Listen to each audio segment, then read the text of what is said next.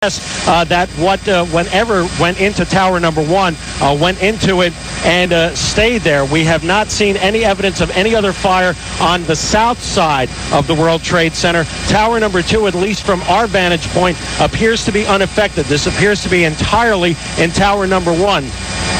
But the impact point is almost certainly on the north side of tower number one, about 15 stories up.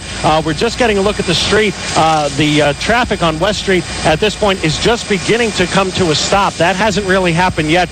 We are seeing some police and emergency crews beginning to make their way down West Street. Certainly this area is going to be not the place to be. I would want to say from about the area of Canal Street on down, at the very least, you really need to try and avoid driving in this area. And at this point, Jeff, that is all we have. We are still looking at smoke billowing out of tower number one. All right, Tom Kaminsky will come back to us, and we have reporters Peter Haskell, Mary Gay Taylor on the way to the scene.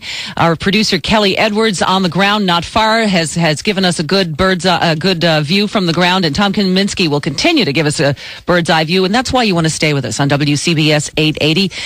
We've got you covered. WCBS News Time 8:59. Let's give you a recap of what's transpired. We first saw this huge plume of smoke wafting up from the World Trade Center about, I'd say, 12 minutes ago, about 10 minutes to 9 o'clock. After that, thick black smoke began billowing from gashes in at least two sides of the building. Windows have been shattering. Some people, eyewitnesses we've spoke to on the air here at WCBSA in those top 10 or 15 floors of the North Tower, there was such an explosion that it made windows shake and break on the ground 100 stories below. Joining us now on the line is an eyewitness who is in the Empire State Building. Bob Bradley, what do you see? I saw this plane. It didn't look like it was out of control at all. It was a medium-sized body plane with engines on both sides just fly right into the building. I thought at first it was a shadow that was going to swoop over top of the building like we've seen in the past just sitting here in our office, but this plane headed directly for the building. And note, it didn't look like there was any trouble at all with the plane. It didn't swerve at all. It just landed directly in the building. It was almost like a gray-black color in nature on the plane. It seemed as though it just flew right into the building without... like he wanted to fly into the building. He wasn't trying to avoid the building. No. This guy swoops directly into the building. All right, that's what it looked like from one vantage point. That's from the Empire State Building. Thank you very much. You got it. Okay, also to speak with us now, people are checking in from all over, from the Village Penthouse. I'm not sure exactly where that is, but we'll find out.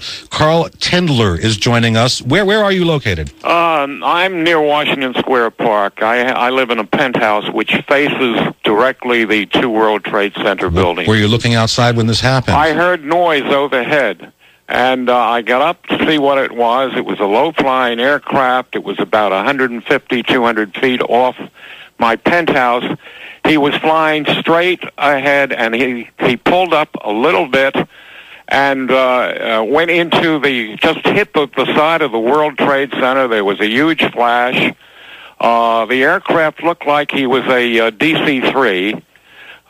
He was aluminum, no markings, aluminum, and he just flew right into the building. I still can't believe it.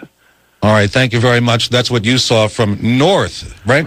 That is north of the Trade Center in Washington Square. All right, so we're hearing a couple of witnesses who said they saw a plane fly right into the building. Tom Kaminsky in Chopper880 back with us again. And we are getting a look at the south side of the building, and certainly there is now that we can see severe damage even to the south side of this building, which is now beginning to make me question which angle this aircraft approached from. Most of the smoke is billowing up now to the south side of tower number one, so it's a little bit difficult to determine exactly the impact point. I can tell you that whatever internal sprinkler system there is at the World Trade Center has certainly been activated, because the smoke that we could see at the impact point is still very dark, but the smoke toward the top 10 to 15 floors of tower number one, that smoke is now white, and a lot of windows have been blown out on all four sides from about 15 to 20 stories up on tower number one. But certainly that smoke is now white in nature. So There are fire crews just screaming into this area from every conceivable direction. We're looking at crews flying down West Street currently into this area. We've noticed some coming across Canal Street, and just this entire area of Lower Manhattan is absolutely going to need to be avoided. For how long, there is absolutely no way to tell. Now, we've gotten to look at least 3 sides of Tower Number 1, and that is the only building it's exploding right now, Tommy. We're seeing another apparently plane. That was another plane. We have a witness who we just spoke to a moment ago. We're hearing from Carl Tendler, who was at the Village Apartments in Washington Square. We're trying to bring him on the air. All right, that was a Carl? second plane that just blew? Building number 1. It's been another one, Carl. Yes, he hit in building number 1. The other building. Yes, he flew right into it. Describe exactly what you just saw, Yes, please. I saw this jet coming towards the building. He was low. He was about halfway up. And he flew into, it looked like the southeast corner of the building. So building number 2 is now burning. So that's now either one plane or 2 planes flying into each building. One aircraft that just hit the south corner. It looked like a twin-engine jet. That is about what was described. What you described earlier, wasn't it? You who told us. No, the first one was a DC-3 that hit the first building. Okay, we're seeing it looks like some kind of sick confetti parade. There is debris flying out of that south tower. We saw a burst of flames a moment ago, just before we talked with you. That was the aircraft that just hit building number 1. Okay, we're going to go back Thank to you, Tom Carl. Kaminsky and Chopper880. It's been Both about buildings. 20 minutes since the first explosion. The first plane flew into the North Tower. Jeff, Tom. we have gone to the north side of the World Trade Center, so we were shielded from that.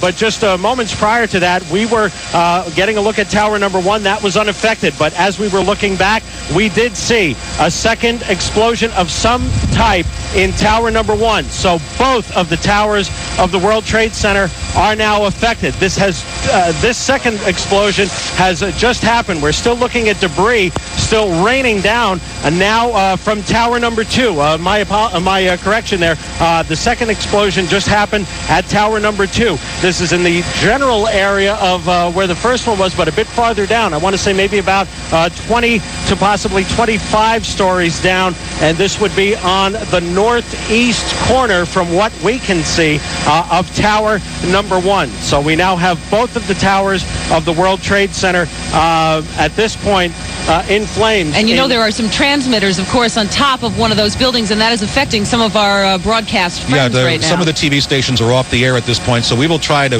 describe what we have for you. Tom Kaminsky, just have to ask, do you have fuel enough to hang with this for a while? We are actually going to refuel and be back with you. In fact, our plan is that we're going to do that right now so we can come back with you. Again, thanks. Let's recap. Tom Kaminsky, it's 9:05 on WCBS New York, and we are covering for you a couple of explosions. Planes have crashed into each of the towers of the World Trade Center just within the last few minutes. I'll tell you what happened, what we saw. We were watching a television monitor.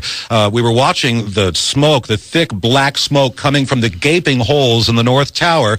Tom Kaminsky was on the air a few moments ago live, and suddenly the TVs went blank for a moment. They came back on with the pictures from the World Trade Center, and there was a second explosion into the other tower. A little bit lower, let's guess, 20 stories below the explosion point on the first tower. And again, people have seen 2 planes, one hitting each tower 20 minutes apart. And I think another, we've had a lot of eyewitnesses calling us in who were able to see what happened. In fact, one of our listeners who called us at 2 different times, who said he saw each building get hit separately by 2 separate planes. Apparently, the first plane was a DC-3. The second plane is being described as a twin-engine plane that went into the second building just a few minutes later.